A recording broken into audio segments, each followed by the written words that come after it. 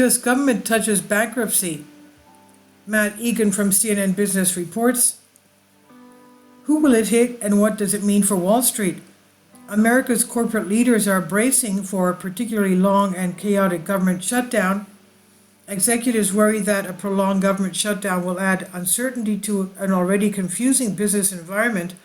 In an era of persistent inflation, strikes, and rising borrowing costs, they argue it would be yet another headache, and a self-inflicting one at that. We are deeply concerned, Neil Bradley, Chief Policy Officer of the U.S. Chamber of Commerce, told CNN. Concern is growing almost by the day because once we're facing a shutdown, there does not seem to be a clear path forward. And I'll please ask you to subscribe to my channel and also ring the bell for video updates because a lot of my subscribers are complaining that they're not getting the videos. Thank you for your support. Now going back to this, that sentiment is also prevalent among other business leaders who are watching in dismay as a tightly divided Congress stumbles towards September 30th deadline to fund the government. Nobody gains from government shutdown, said an executive at the business group who asked to remain anonymous to speak candidly. He said, "We always ask management and regulatory agencies to provide some degree of certainty and predictability, but there is nothing more unpredictable than a government shutdown." The executive said his members are watching the situation unfold, thinking Washington is doing it again. It's harder to figure out what the final deal will look like. I feel like this whole uncertainty could go on for quite some time, he said. In a phone interview with CNN, Cisco CEO Chuck Robbins said a short shutdown would mostly have an emotional and psychological impact, but if it's a prolonged shutdown, will that have a negative impact, he said. Who is set to become president of the Business Roundtable in January? That's not good for business.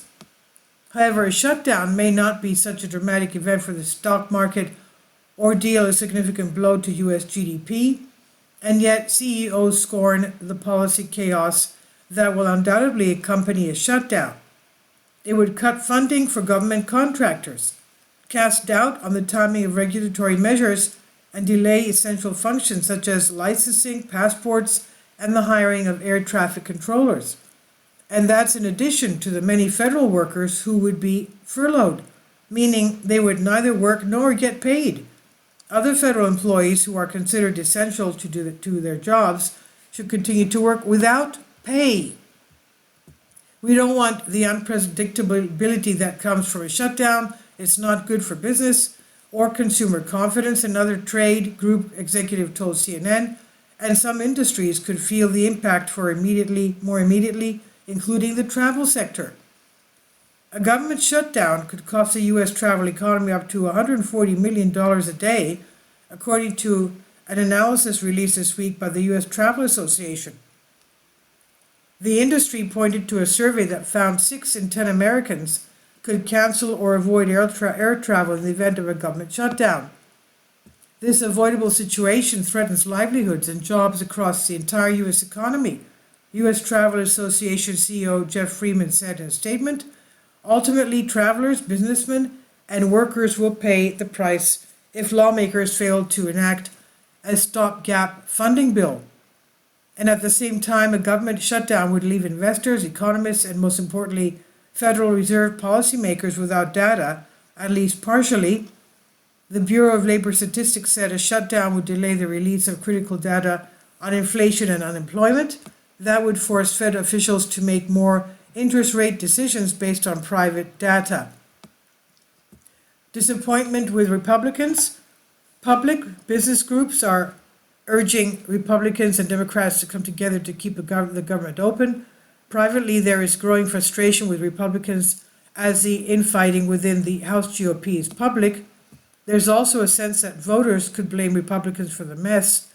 Asked what his message is to Republicans, Bradley said it was no different from that of Senate Minority Leader Mitch McConnell, who earlier this week warned that shutdowns always find Republicans politically defeated. And using the shutdowns as a leverage point has never historically worked, Bradley said. There tends to be significant residual damage for whoever is seen as instigating the shutdown. Regardless of who's to blame, some CEOs are frustrated that with the polar environment in general, the ability to get anything done in Washington has a lot of negative effects, said Roberts, Cisco CEO. It's just irresponsible not to have a budget. We let politics get in the way of doing the basic job of running the government and working for the people, and it's unfortunate, he said. Markets usually don't care. Wall Street is not overly concerned about the potential damage to the economy in general, nor the stock market.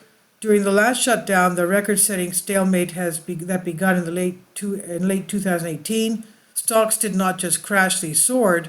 The S&P 500 gained 10.3% during that 35-day shutdown.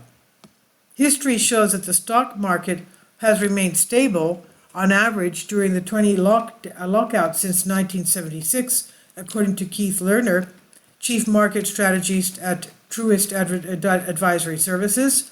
During half of these outages, the stock market posted positive returns. This attitude by investors makes some sense.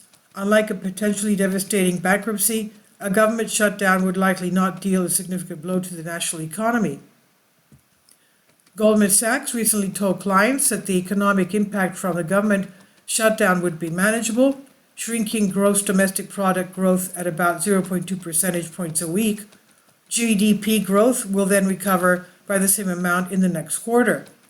But the Chamber of Commerce warned its members in a note this week that there would be significant micro disruptions affecting everything from passports and licenses to clinical trials and contractors. They're measuring the wrong thing, Bradley said, referring to the GDP estimates highlighted by Goldman Sachs. Those of us who have been around government shutdowns in the past know that there are negative real-world consequences. Bradley noted that during the last shutdown, there were fishermen who couldn't get boat certificates to go out and catch fish during the season, and there were tourists who could not visit national parks and monuments. And this I've translated for you from a Greek article. Please leave your comments. Thank you for your support.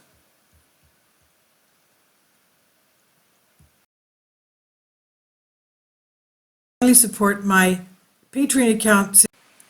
The daily posts are 5 videos daily, and they are totally different from what I have on my YouTube channel. Thank you so much for your support and that you find all my content so interesting. You'll find the Patreon account details in the description box below.